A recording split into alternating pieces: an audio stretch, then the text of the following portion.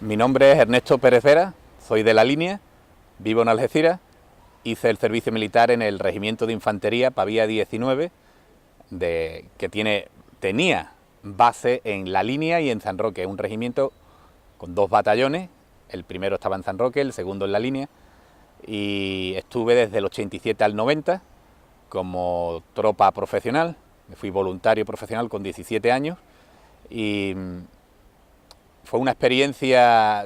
Yo siempre quise, desde pequeño yo siempre quise ser policía. Entonces cuando cumplí 17 años decidí abandonar los estudios de formación profesional para acercarme a lo más parecido que había en aquel entonces para mí, vestir un uniforme, manejar armas, que yo ya venía manejando armas desde antes, porque desde los 14 yo ya estaba federado en tiro, practicaba tiro deportivo. Entonces me hacía ilusión ser militar porque me acercaba más a mi sueño de ser policía. Y yo me acuerdo que tenía amigos, tengo amigos, que tenían hermanos mayores que habían estado en la Legión, pero yo no tenía muy claro qué era la Legión. Entonces yo le dije a mis padres, me quiero ir al ejército. Mis padres se echaron las manos a la cabeza. Yo no era un excelente estudiante, pero tampoco era el peor. Estaba haciendo tercero de FP, no me iba mal, pero decidí dejarlo y mencioné la Legión. Bueno, entonces eso fue ya. Y yo todavía no tenía muy claro qué era la Legión. Pero mis padres, al final de tanta presión mía, decidieron autorizarme, firmarme, porque al ser yo menor de edad, me tenían que autorizar mis padres y me dijeron que en alguna unidad de por aquí cerquita. Y me dieron la opción de el Regimiento de Artillería Antiaérea 74, el Grupo ZAN, que está ahí en San Roque, o infantería. Y claro, yo prefería infantería, ¿no? Más operativo, más guerrillero, pegar más tiros. Y con 16 años, porque el examen, las pruebas físicas y el examen de cultura general que me hicieron, así como el examen médico, me lo hicieron con 16, pero no me podía, y con 16 me lo hicieron, pero para incorporarme con 17, y efectivamente cumplí 17 en septiembre y me incorporé en noviembre, Y nada, recuerdo que el primer o segundo día, cuando pasé por la oficina de filiación del batallón, una de las preguntas que me hicieron fue para inscribirte en el libro con toda, no sé, una especie de currículum de cada uno de nosotros, y me preguntaron si practicaba algún deporte. En el momento que dije que estaba federado en tiro, rápidamente me dijeron, para la patrulla de tiro. Yo no sabía lo que eran las patrullas de tiro. Luego me comí 2, además encantado. La patrulla de tiro es una especie, por definirlo muy básicamente, grosso modo, es como un triatlón militar en el que se hace carrera de fondo de 10 kilómetros, seguido con el equipo básico de combate, fusil de asalto, 4 cargadores y machete, bayoneta, y el equipo el uniforme de campaña, con la prenda de cabeza, gorra en este caso, y había que hacer 10 kilómetros, tal como terminaban los 10 kilómetros, había que hacer 200 metros de velocidad, y tal como terminaban los 200 metros de velocidad, llegabas a una línea de tiro y había que hacer tiro con el fusil, todo esto dentro de unos tiempos, a 200 metros de distancia sobre una silueta de medio cuerpo, lo que simulaba el combatiente en posición de rodilla en tierra, que se llamaba. Entonces, claro, yo digo, patrulla de tiro, ¿qué es eso? ¿No? Cuando a mí me lo cuentan, que yo me fui para pegar tiro y para creerme que iba a la guerra, pues yo me estuve pegando, yo hice, igual que oigo a gente que dice, pues yo nada más que pegué 10 tiros, 15 tiros, yo pegué miles. Yo disfruté las patrullas de tiro, además estaba en forma, allí me pusieron más en forma. Comía muy bien, por cierto, hablando de forma. Yo entré con 68 kilos y salí con 81. Y además... ¿Que te hiciste hombre allí? Sí. Yo allí entré con 17 años, salí 3 años más tarde con no solo 3 años más, sino con un poco de barba ya, porque yo entré imberbe y salí casi imberbe, pero es que entré de verdad, 68 kilos y salí con 81. Cuando yo oigo a la gente decir, pues se comía fatal en mi unidad, en mi regimiento, en mi batallón, oye, yo comía no solo bien, sino que comía mucho. A mí no me faltó nunca. Luego con el tiempo, también ingresé en la escuadra de gastadores. Una vez que yo llego allí y me empapo de qué es la vida castrense, yo ya conocía algo. Mi padre había sido cabo primero, había sido en el mismo batallón, pero sí en el mismo regimiento, pasa que en otro batallón. Entonces mi padre había sido cabo gastador en el Pavía, en el mismo regimiento, había sido también gastador en la Policía Armada, hoy Policía Nacional, y a mí me atraía eso, y lo conseguí. Entré en la escuadra de gastadores, pero entré ya de cabo primero, no como cabo. Como cabo gastador no entré ya, siendo cabo primero me hicieron responsable de la escuadra de gastadores de mi batallón, que era el segundo, el de la línea. ¿A lo que estabas acostumbrado? Bueno, la escuadra de gastadores es una unidad que hoy por hoy me apasiona el tema de las escuadras de gastadores me apasiona por lo histórico que hay en su fundación, en su creación. Las escuadras de gastadores se crean en tiempos del Gran Capitán, allá por 1495 aproximadamente, cuando las campañas en Nápoles, cuando los tercios de Flandes posteriormente, los gastadores los sacaba el gran capitán don Gonzalo Fernández de Córdoba, sacaba de entre las filas de sus tropas a los más grandes, a los más fuertes, para que con herramientas fueran desgastando el terreno por el que posteriormente pasaría el resto de las tropas.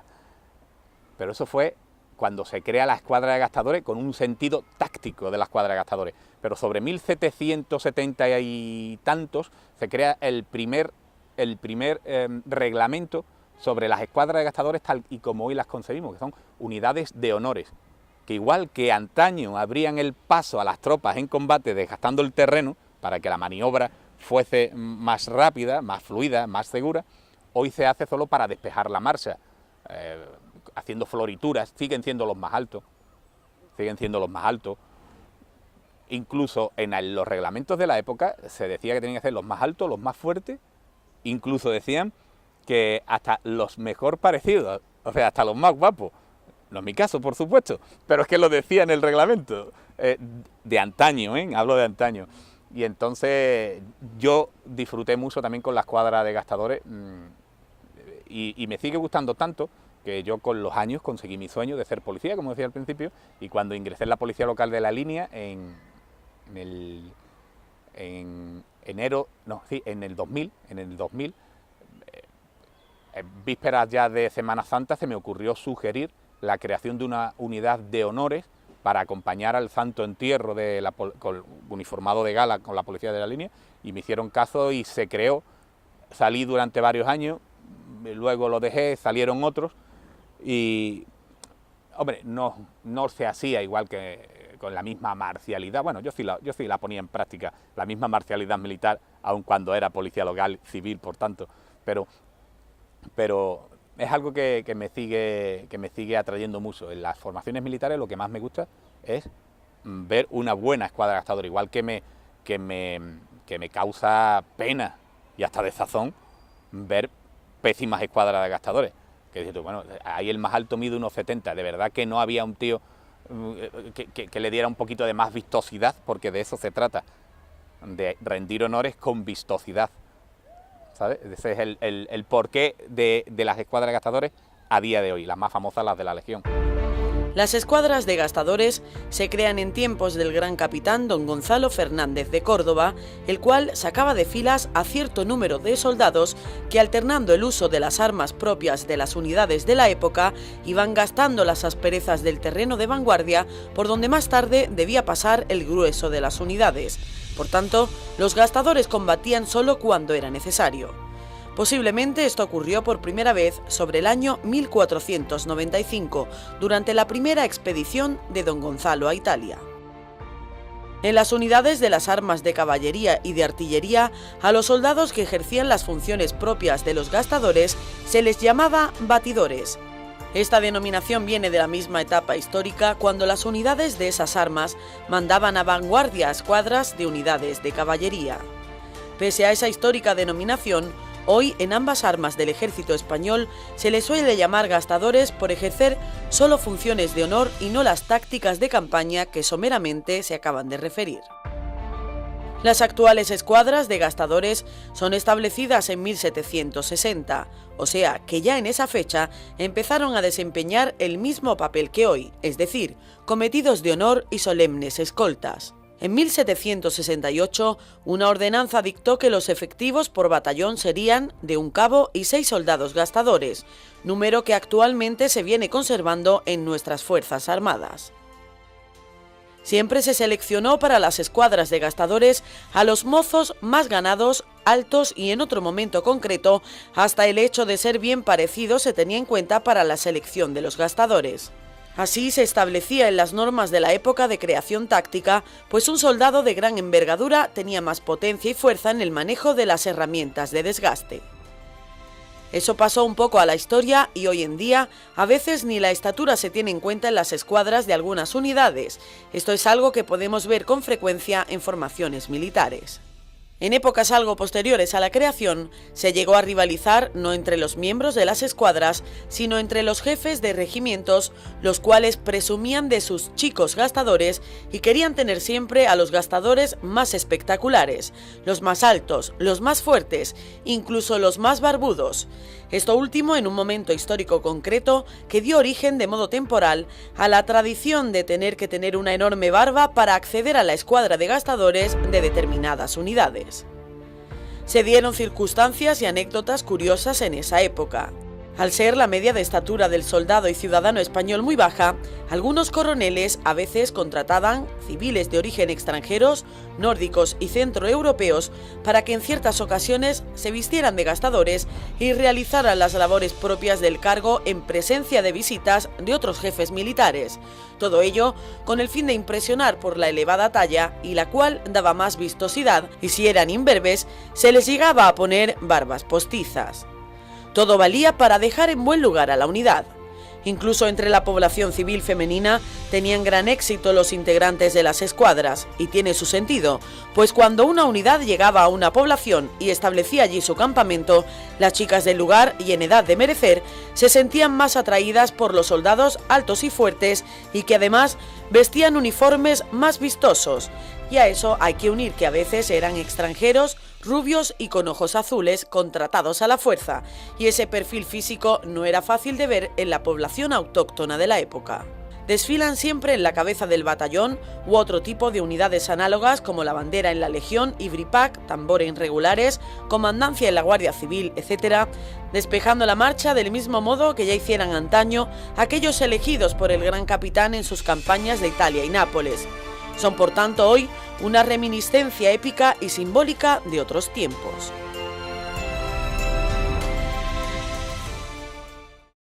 La escuadra de gastadores de mi batallón era la encargada de hacer las guardias de honor a la bandera en la frontera con Gibraltar, en la verja. Nosotros hacíamos la guardia de honor a la bandera y era una guardia que se hacía desde el izado de bandera hasta la riada de bandera, y la hacíamos la misma escuadra de gastadores. La formaban, el cuerpo de guardia que había allí en la frontera lo conformaban un cabo comandante de la guardia con 4 soldados, los cuales a la vez pertenecían a la policía militar, que dependía de mi batallón, pero que tenía también su sede en la comandancia militar de la línea.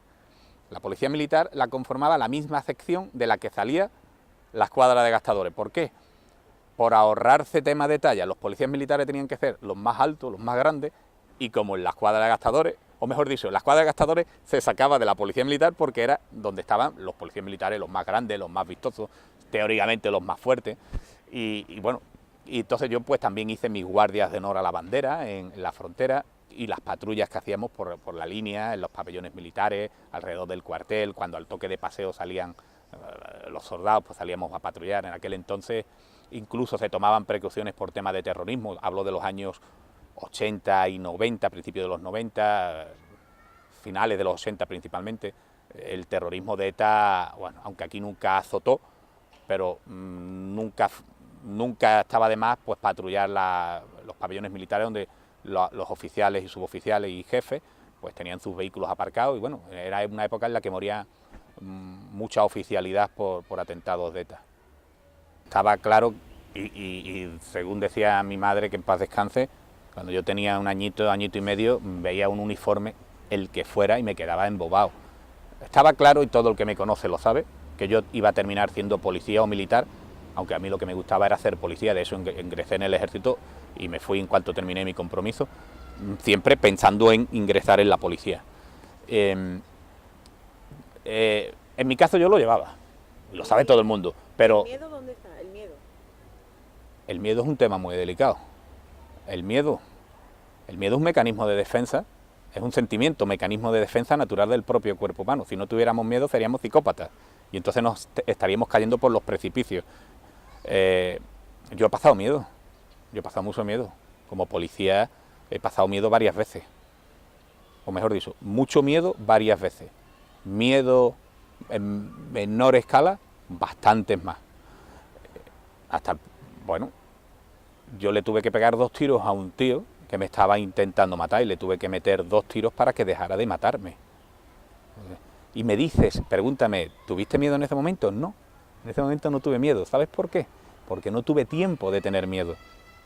Esto que te voy a decir ahora te va a sonar a ciencia ficción. Te vas a creer que estás hablando ahora con un médico y no es el caso. Yo no he estudiado medicina, pero sí sé un poquito de esto. El cerebro humano funciona en 2 modos básicamente, de modo emocional y de modo racional. Tenemos miedo en una situación a vida o muerte como la que yo viví, sí, mi cerebro está actuando de modo racional, me da tiempo a tener miedo, pero si de repentinamente, súbitamente, pasamos de una situación normal como la que estamos manteniendo tú y yo ahora, pasamos a una situación de peligro para mi vida, automáticamente el sistema nervioso central se activa y me pone a mí a responder de modo irracional, de modo emocional. Tengo que responder tan rápidamente, la amígdala cerebral me da indicaciones para que responda de modo tan rápido que en lo último que me puedo entretener es en tener miedo. Entonces el miedo es para hablar varias horas sobre el miedo y quizás no sea yo la persona más apropiada, aunque sé un poquillo de ello. El mecanismo que desata el miedo se encuentra tanto en personas como en animales en el cerebro, concretamente en el sistema límbico, que es el encargado de regular las emociones, la lucha, la huida y la evitación del dolor, y en general de todas las funciones de conservación del individuo y de la especie. Este sistema revisa de manera constante, incluso durante el sueño, toda la información que se recibe a través de los sentidos y lo hace mediante la estructura llamada amígdala cerebral, que controla las emociones básicas como el miedo y el afecto y se encarga de localizar la fuente del peligro. Cuando la amígdala se activa, se desencadena la sensación de miedo y ansiedad, y su respuesta puede ser la huida, la pelea o la rendición. Recientemente se ha encontrado que la sensación de miedo está mediada por la actuación de la hormona vasopresina en la amígdala cerebral y que la del afecto lo está a la de la hormona oxitocina también en la amígdala. Tengo un blog en internet que se llama Tiro Defensivo Campo de Gibraltar y en él pues publico todos los artículos que escribo relacionados con el mundo de la balística, del tiro, del enfrentamiento policial visto desde el punto de vista jurídico, desde el punto de vista de la formación que reciben los funcionarios de policía, o en general de los encargados de hacer cumplir la ley, y también visto desde el punto de vista que me apasiona, del que antes también te he hablado, desde el punto de vista neuropsicofisiológico, aplicable a las reacciones humanas en el o tú o yo, ahora o nunca, en la vida o muerte. Y se llama Tiro Defensivo Campo de Gibraltar. Con todas las personas que he hablado en este programa anteriormente, todo el mundo dice que echan de menos el servicio militar obligatorio. ¿Qué es lo que aportaría hoy en día a la juventud, a todas esas personas que se han criado sin...? Yo te voy a decir una cosa y me voy a salir del guión que parece que tiene establecido todo el que ha hecho la mili. Hay que hacer la mili, hay que hacerla. Mira, yo que estaba allí porque quería, me di cuenta que el 99% que estaban allí porque los obligaban y no querían estar, estaban amargados. De la mayoría no se sacaba casi nada positivo, casi nada. Solo el que era un poco educado o educado, una persona de bien, de orden, cumplía con un mínimo de ganas. Eso es como si me obligas a mí a estar con la persona con la que no quiero. Si soy educado, en público haré parecer que estoy bien, pero por detrás estoy deseando de meterte una patada en el trasero. No, yo no creo en el servicio militar obligatorio, te lo garantizo. A mí me decía la gente, primero cuando era cabo y soldado y tal, y luego cuando era cabo primero me decían primero, ¿usted cómo puede estar contento aquí con el frío que hace? Estamos en Chinchilla y a un capitán se le han congelado las manos, no podemos quitárnoslo. Y yo estaba disfrutando, yo me creía que estaba en la guerra, de verdad. Yo disfrutaba porque yo estaba haciendo lo que quería. Otra vez nos levantamos a las 6 de la mañana porque a las 7 hay que irse al tiro y desde Oso hasta las 9 corriendo, luego otra vez pegar tiros con la patrulla de tiro y terminabas y otra vez a correr y otra vez. Yo disfrutaba. Obligar a un tío a hacer eso sin que le guste, para mí, a mí es que no me gusta obligar a nadie a hacer lo que no le gusta. Por ejemplo, yo soy aficionado al tiro, como te digo, y yo nunca he llevado a mi mujer a la galería de tiro. O podría decirle, ven, quiero que me veas. ¿Por qué voy a obligarte a hacer algo que no nace de ti? Hombre, el himno de infantería. El himno de infantería, el ardor guerrero vibra en nuestras voces y de amor patrio henchido el corazón. Entonemos el himno sacrosanto del deber, de la patria y del honor.